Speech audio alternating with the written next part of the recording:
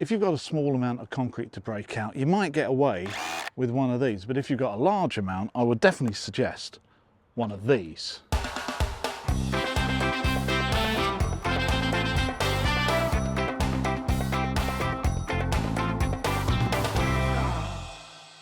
At some point on most civil engineering sites or building sites, you'll come across a large excavator with a hydraulic breaker. They're really useful for breaking out concrete quickly, whether it's reinforced or not. But a lot of people don't realise that even mini diggers, you can actually hire breakers to get attached to them. Now, obviously, the larger the excavator, the larger the breaker, and the more force you can put into it. So the smaller the machine, the smaller the breaker is. But even on small machines, they're still pretty competent and a lot better than doing anything by hand.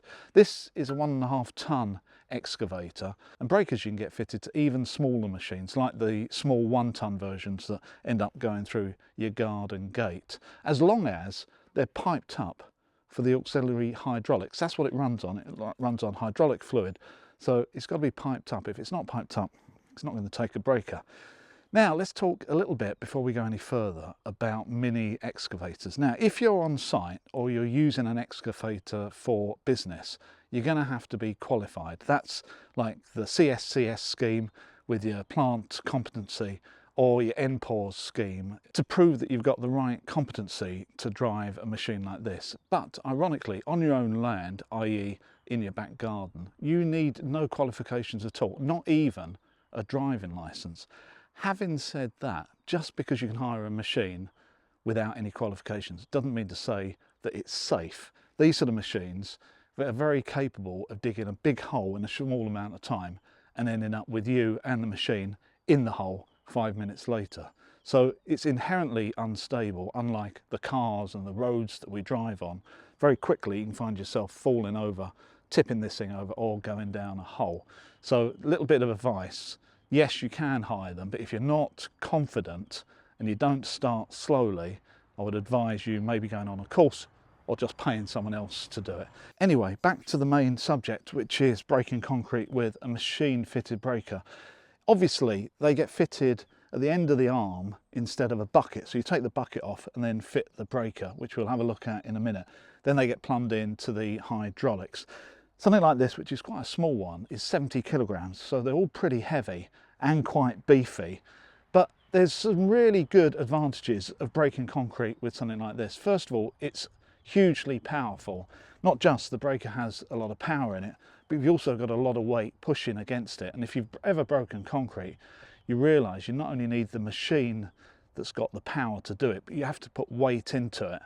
And obviously when it's at the other end of an arm of an excavator like this, it's got quite a lot of power to it. So then secondly, it speeds up the operation. This is a lot quicker than doing it by hand. And thirdly, if you've ever broken out concrete, you realise it's not only tiring, you get a lot of vibration, it's dusty, it's noisy, it's really unpleasant. Well, here it's a lot easier sitting in that cab, letting this do all the work rather than being on a jackhammer trying to do it yourself. So I've hired this for the week because I've got some breaking out of the barn that I took down some time ago. I've got all the slab and all the walls to take out. So before we do that, let me show you a little bit about how you fix this to the machine and then how you plumb it in. The breaker supplied with your machine will have the same attachment system as your buckets. Now, there's a number of different systems, but here I've got what's called a ratchet quick hitch, which means there's no pins to pull or hammer out, and the quick hitch gets locked in place with a simple ratchet mechanism. Now for the hydraulics, there is a sequence you need to follow. You turn off the machine and then turn it back on to run, but without the engine running. You then need to operate the controls so you bleed off any pressure in the system, including the pedal for the breaker. On this machine, I've got what's called flat-faced quick release couplers, which means it's a good idea to give them a quick wipe before pushing them on, and they just push in and then they locked in place with a pull and a twist of this outer ring. There's a male and female on this arm, so you can't get it round the wrong way, and as long as you don't have any pressure in the system, they work quite easily. Okay, so that is all plumbed in and ready to go. I think it's time to do some braking.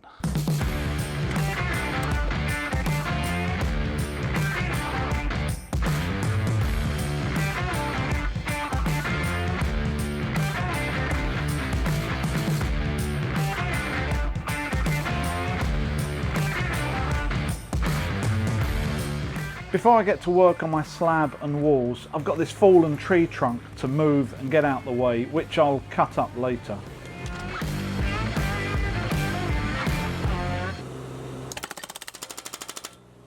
I start breaking some slabs so I can remove this pipe thing that's really getting in the way, and quickly discover that it's made up of a patchwork quilt of concrete, bricks, slate and some sort of screed on the top, all different thicknesses.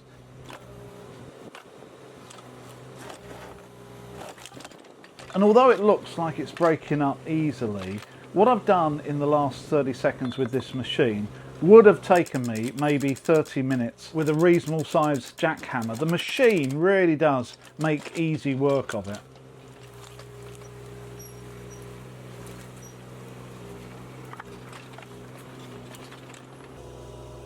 Then I move on to a piece of wall that you may have seen in another video from my Tools and Effects channel a few weeks ago, where I tried out a Bosch SDS drill with little result.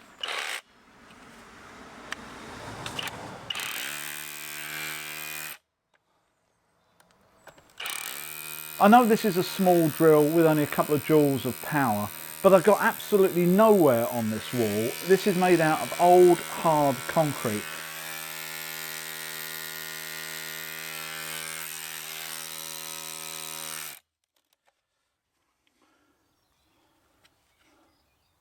I finally managed to nibble a little bit of a corner off the top, but obviously it's not the right tool to use. Having said that, I also tried a sledgehammer on the wall and it just bounced off. So what I'm trying to say is, although this machine makes things look easy, these walls are absolutely solid. So back to my big breaker comparison, have a look at what this can do in just a couple of minutes.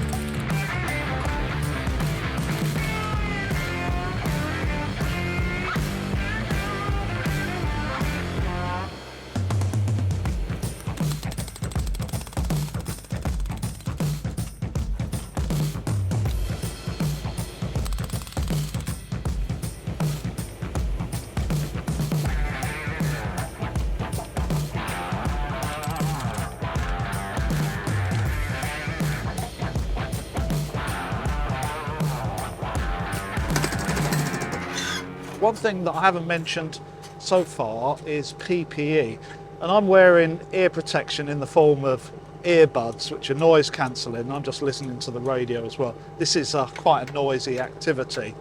And the other thing that's really important is safety glasses. These lightweight ones that I've mentioned to you before, I think are excellent. After a couple of minutes of wearing these, you just forget you've got them on. When you're braking like this, bits go in every direction, so definitely need to wear some sort of safety glasses. If I was braking out reinforced concrete, that's where you stay in one position for a long time because you're trying to get through breaking the concrete from the reinforcement. That creates quite a lot of dust, so in that circumstance I'll definitely wear a dust mask. Breaking a couple of blocks like this produces very little dust and the breeze just takes it away. So at the moment I don't feel that I need to wear dust masks, but if I was breaking reinforced concrete I definitely would. With all of this breaking of the walls and slab, I'm just aiming to break everything into lumps which I can easily pick up and cart away.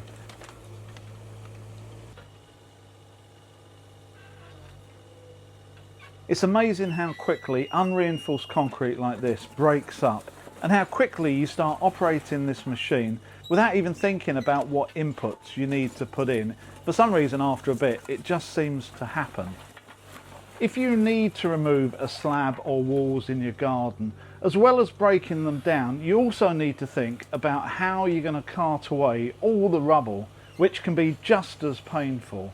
Any slab or wall will almost double in size once you've broken it. So expect a large heap of rubble and a potentially long journey to wherever you're going to finally put it. Here I'm using my powered wheelbarrow that I bought last year, which you can also hire different versions of, which makes moving literally tons of rubble to a skip possible. Alternatively, if you're building something new, losing this rubble in the new foundations can save you a lot of time and effort, although then really you do need to break them down into smaller chunks.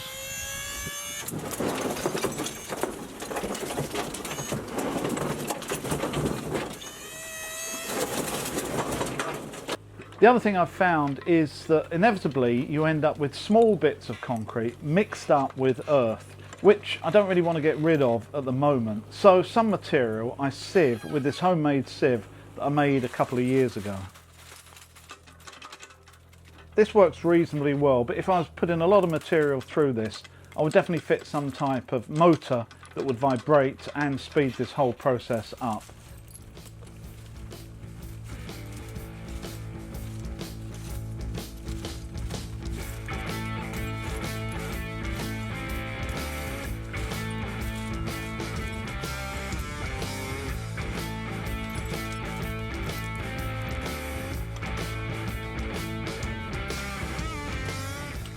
With most of the walls and the slab now broken, I've just got one wall left to remove, and although I've got the help of the machine and the breaker, this is still tiring work, and it's nice to see the end in sight and the area finally getting cleared.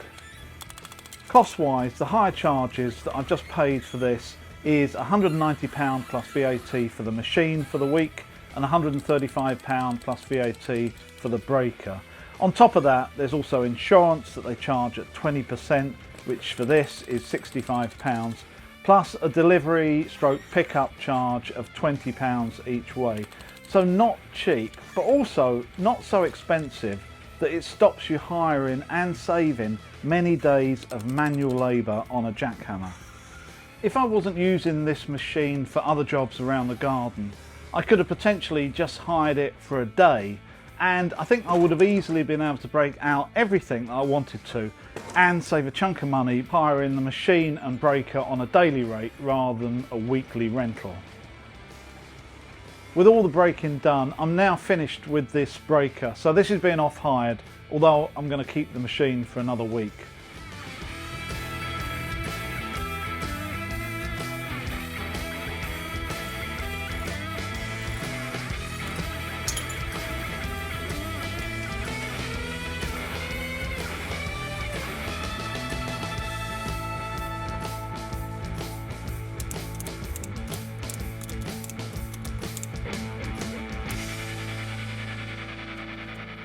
So this is being off hired because I've already had it for a week, only used it for 2 or 3 days to be honest with you. It's very, very quick. I'm keeping the machine, so I'm taking this back to save any transport charges, and you really need a pickup like this because 70 kilograms is a little bit much to put in the boot of your Ford Escort. I hope you enjoyed this video and you know a lot more about breaking concrete with mini diggers than you did 14 minutes ago. I'll see you next time.